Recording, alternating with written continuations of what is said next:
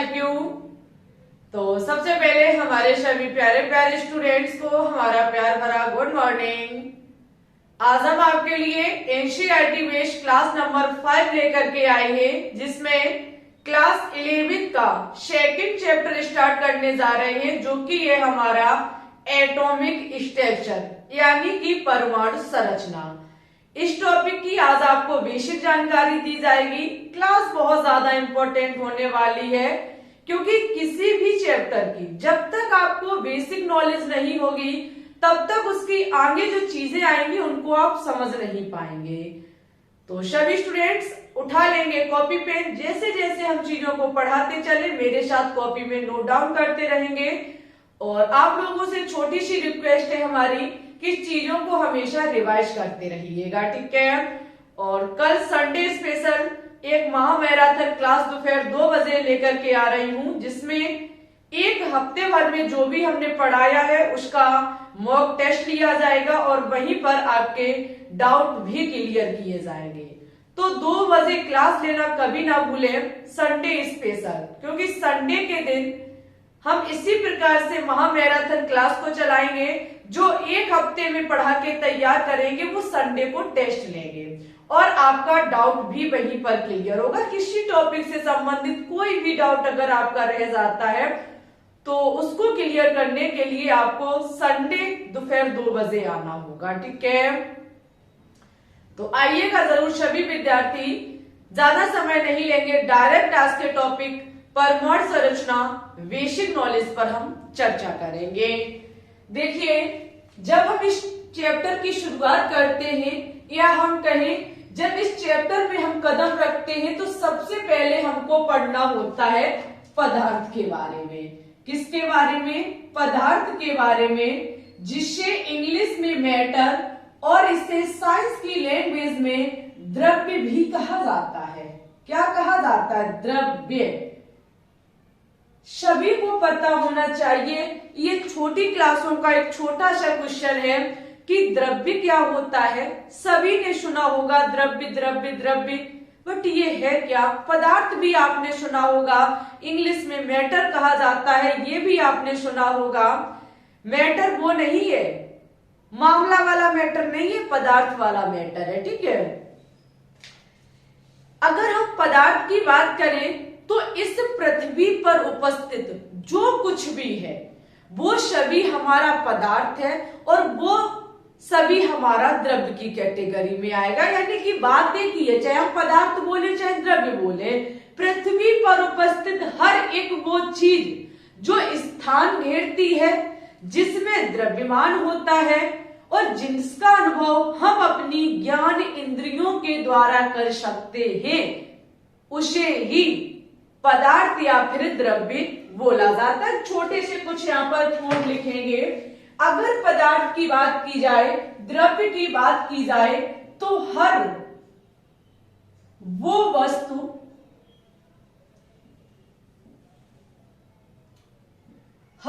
वस्तु जो first number पर स्थान घेरती है,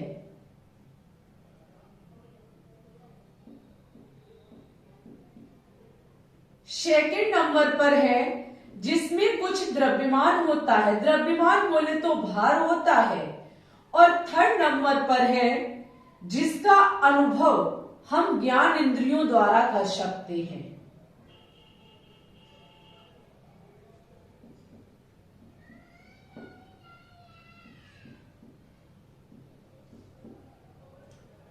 very very important and most important 3 points आपकी जिंदगी को बदल देंगी, जो कि पृथ्वी पर उपस्थित हर वो चीज जिसमें कोई ना कोई भार होता है, द्रव्यमान होता है, जो स्थान घेरेगी और जिसका अनुभव हम अपनी ज्ञान इंद्रियों द्वारा कर सकते हैं। ज्ञान इंद्रियां सभी को पता होंगी, जो हमारे आसपास का जो हमें ज्ञान कराती है उन्हें ही ज्ञान इंद्रिय कहा जाता है।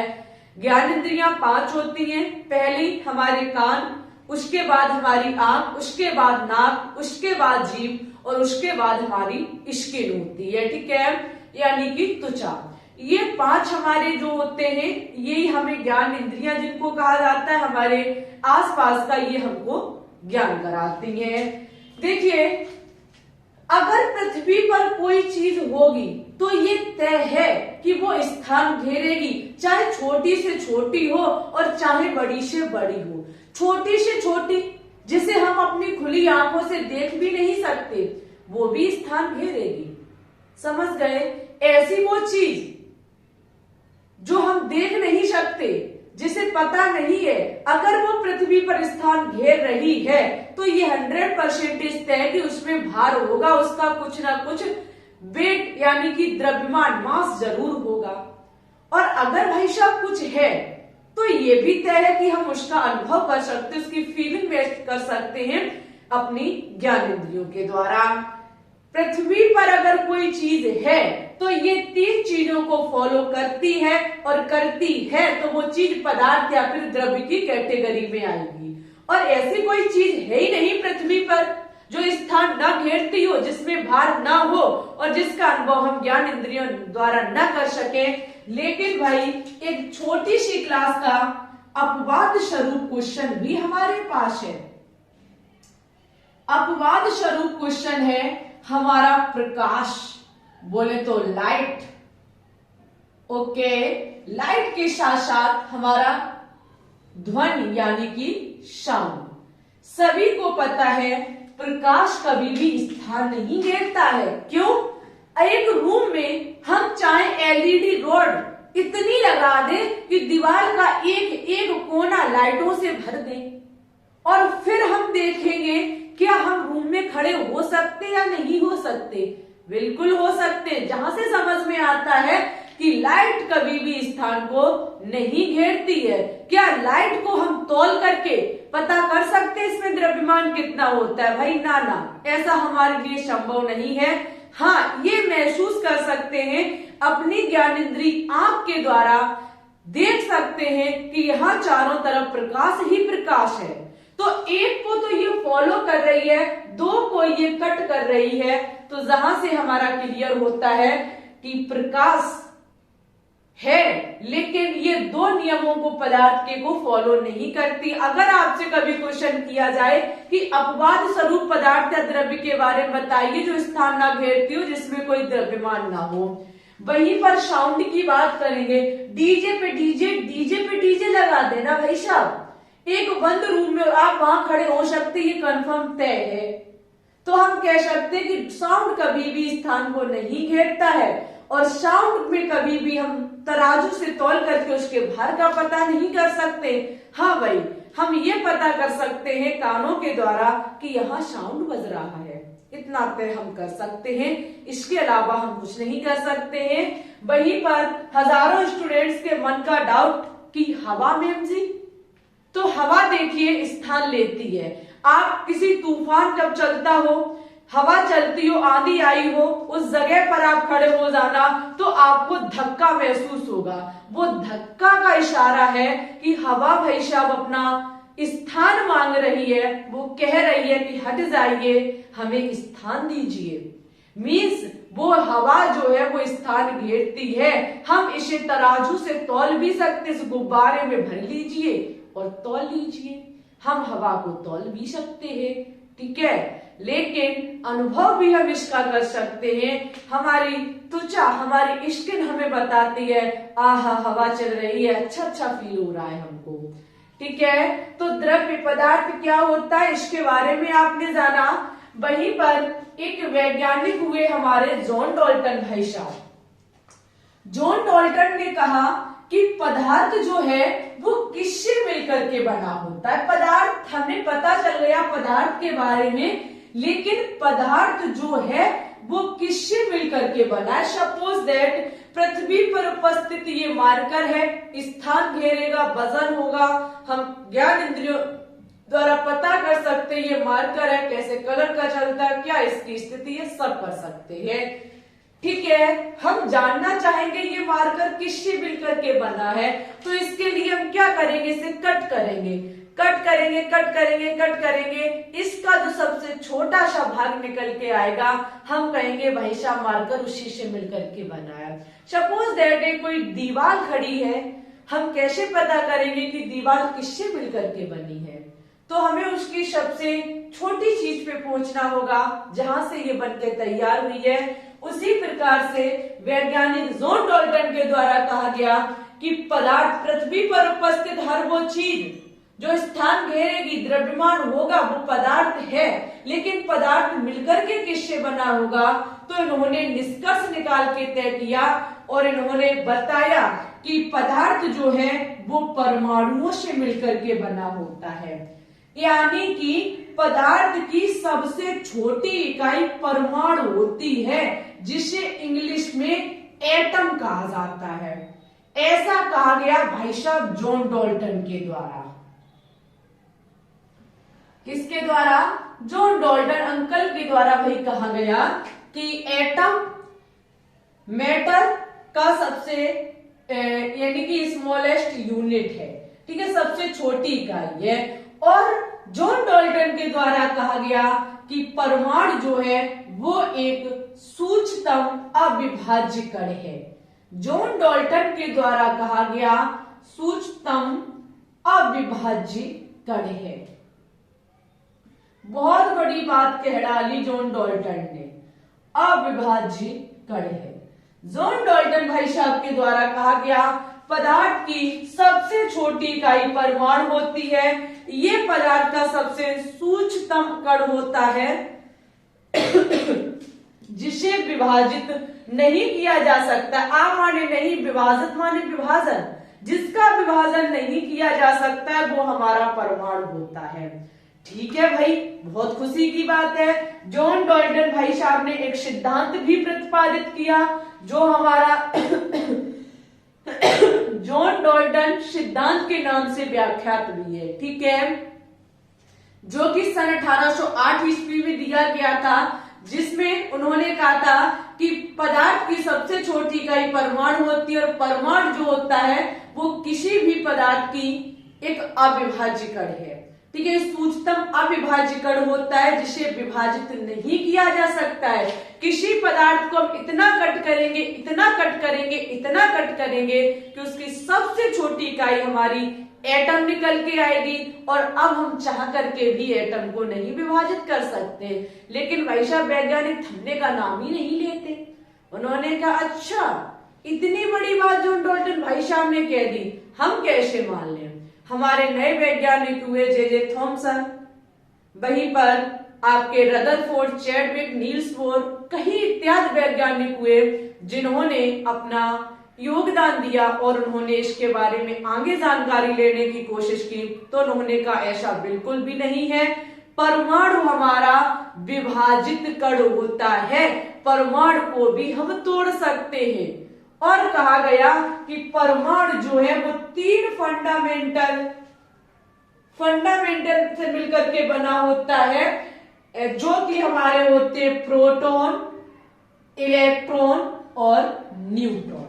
फंडामेंटल पार्टिकल भी हमारे होते हैं एटम के, जो खुद प्रोटॉन, इलेक्ट्रॉन और न्यूट्रॉन से मिलकर के बना होता है। ये बहुत दिनों के बाद हमें पता चला। ठीक है, जब इलेक्ट्रॉन, प्रोटॉन, न्यूट्रॉन की बात की जाए तो प्रोटॉन, इलेक्ट्रॉन की खोज तो बहुत पहले हो चुकी थी, लेकिन न्यूट्रॉन की खोज के लिए बहुत समय लगा। प्रोटॉन, इलेक्ट्रॉन की खोज सभी को पता होना चाहिए। प्रोटॉन की खोज जो है वो की गई थी गोल्डस्टीन के द्वारा, इलेक्ट्रॉन की खोज जे थॉमसन के द्वारा और न्यूट्रॉन की खोज जेम्स चैडविक के द्वारा की गई थी। ठीक है, ये कहा गया कुछ वैज्ञानिकों के द्वारा कि परमाणु हमारा विभाजित कण होता है, हम इसे 3 फंडामेंटल पार्टिकल में विभाजित कर सकते हैं। ये इसके मुख्य पार्ट होते हैं, प्रोटॉन, इलेक्ट्रॉन, न्यूट्रॉन। सभी ने परमाणु के बारे में देखा होगा कि एटम जो होता है वो 3 मूलभूत कणों से मिलकर के बना होता है, इलेक्ट्रॉन, प्रोटॉन और न्यूट्रॉन। ठीक है, अगर हम इसकी बात करें तो इसकी बहुत बेहतरीन ट्रिक है, एक बहुत बेहतरीन ट्रिक है, ईंट पर नाच, ईंट पर गिर कर नाच।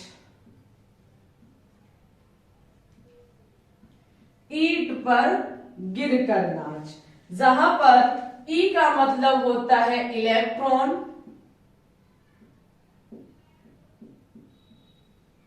टा का मतलब होता है थॉमसन, जिन्हें कहा जाता है जे थॉमसन।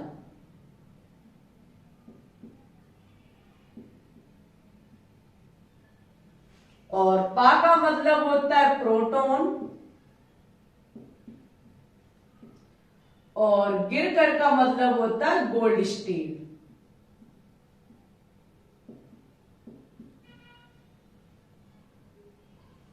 ना का मतलब होता है न्यूट्रॉन, और चा का मतलब होता है जेम्स चैडविक।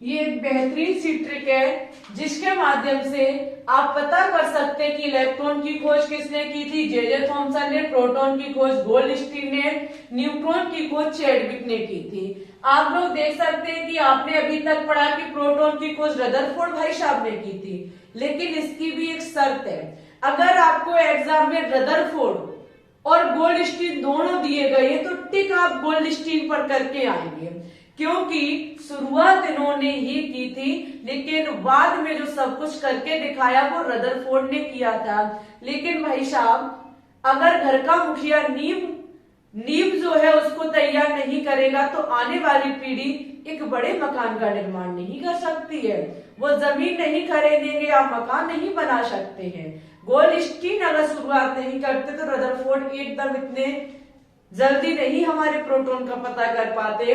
तो इसलिए श्रेय गोल्ड स्टील को जाता है। अगर एग्जाम में गोल्ड स्टील नहीं दिए गए तो आप रदरफोर्ड पर टिक करके आ सकते हैं, ठीक है। न्यूट्रॉन चैडविक और इलेक्ट्रॉन जे थॉमसन ने की थी खोज। इसके बाद हम अब बात करेंगे कि इलेक्ट्रॉन का द्रव्यमान कितना होता है, आवेश कितना होता है, इन चीजों के बारे में थोड़ी सी जानकारी देंगे। उसके बाद नेक्स्ट क्लास में इलेक्ट्रॉन की खोज कैसे हुई, प्रोटॉन की खोज कैसे हुई, उसके बाद एटम में हमने कैसे जाना कि प्रोटॉन कहाँ होते, इलेक्ट्रॉन कहाँ होते और न्यूट्रॉन कहाँ होते, इसके बारे में बहुत धुआंधार क्लास आएगी। तो सबसे पहले इसकी स्क्रीनशॉट लीजिए, उसके बाद एक छोटा सा डाटा आपके सामने रखेंगे जो कि इलेक्ट्रॉन, प्रोटॉन और न्यूट्रॉन के आवेश और द्रव्यमान से संबंधित है। बात करेंगे कि किस कण के क्या प्रतीक चिन्ह है, इसके खोजकर्ता क्या है, इन पर चार्ज यानी कि आवेश कितना होता है और इनका मास यानी कि द्रव्यमान कितना होता है। जैसे कि बात की जाए इलेक्ट्रॉन की, तो इलेक्ट्रॉन का प्रतीक चिन्ह ई माइनस होता है, वहीं पर इसके खोजकर्ता जे थॉमसन है। अगर इस पर आवेश की बात की जाए तो -1.602 इंटू 10⁻⁻⁻19 कूलम, और जबकि इस पर मास जो होता है, इसका द्रव्यमान जो होता है वो 9.1 इंटू 10⁻⁻27 ग्राम होता है, और यही किलोग्राम में -31 भी लिखा होता है। जबकि प्रोटॉन की खोज रदरफोर्ड ने की थी, गोल्ड स्टील भी आपको नजर आ सकते, ठीक है, दोनों चीजें हमने आपको बता दी। इन पर प्रतीक की बात की जाए तो P+ इसका होता है। इसका आवेश इलेक्ट्रॉन का माइनस में होता है, और जबकि अगर हम प्रोटॉन की बात करें तो प्लस में होता है, प्लस की 1.6 इंटू 10⁻⁻19 कूलम। अगर मास की बात की जाए तो इसका मास 1.67 इंटू 10⁻⁻24 ग्राम होता है। वहीं पर न्यूट्रॉन का जो प्रतीक होता है वो N0, जेम्स चैडविक द्वारा इसकी डिस्कवरी की गई थी। इस पर आवेश शून्य होता है, ठीक है। न्यूट्रॉन जो है वो कोई चार्ज नहीं रखता है, उदासीन प्रकृति का होता है, जबकि जितना प्रोटॉन पर द्रव्यमान होता है प्रोटॉन का, उतना ही न्यूट्रॉन का द्रव्यमान होता है 1.67 इंटू 10⁻⁻24 ग्राम, ठीक है। ये बहुत ज्यादा इंपॉर्टेंट थे। नेक्स्ट क्लास में इनकी खोज कैसे हुई ये आपको देखने को मिलेगा। इससे पहले सभी स्टूडेंट से हमारी छोटी सी रिक्वेस्ट है कि भाई क्लास को अच्छे से वॉच किया करो। आप लोग क्लास को सही से नहीं देखते, हम लगातार मेहनत कर रहे हैं, लेकिन उस मेहनत का नतीजा 0 बटे सन्नाटा नजर आ रहा है। क्लास को सपोर्ट करिए, अच्छे से वॉच करिए, आपके लिए ये मेहनत की जा रही है। कल दोपहर 2 बजे संडे स्पेशल एक महा मैराथन क्लास और डाउट सेक्शन भी आपके लिए चलाया जाएगा, तो उसके लिए लाइव आना बिल्कुल भी ना भूले। ठीक है, कौन विद्यार्थी कल 2 बजे लाइव आएंगे कमेंट बॉक्स में कमेंट करके हमें जरूर बताएंगे। वहीं पर अगर यदि आज की ये क्लास आपको पसंद आई हो, कुछ नया सीखने को मिला, तो प्लीज इस वीडियो को लाइक कर दें, शेयर कर दें, चैनल पे न्यू है तो चैनल को भी सब्सक्राइब कर लें। ओके, आपको ऑर्गेनिक केमिस्ट्री, इनऑर्गेनिक केमिस्ट्री दोनों टाइम पर एक एक वीडियो प्रोवाइड कराई जा रही है, तो भाई इनका थोड़ा सा कुछ तो अपने जीवन में इनसे कुछ उतार लो, कुछ सीख लो, जो कि आपके किसी भी वनडे एग्जाम में जिसकी आप प्रिपरेशन कर रही है उसकी मंजिल तक पहुंच सके।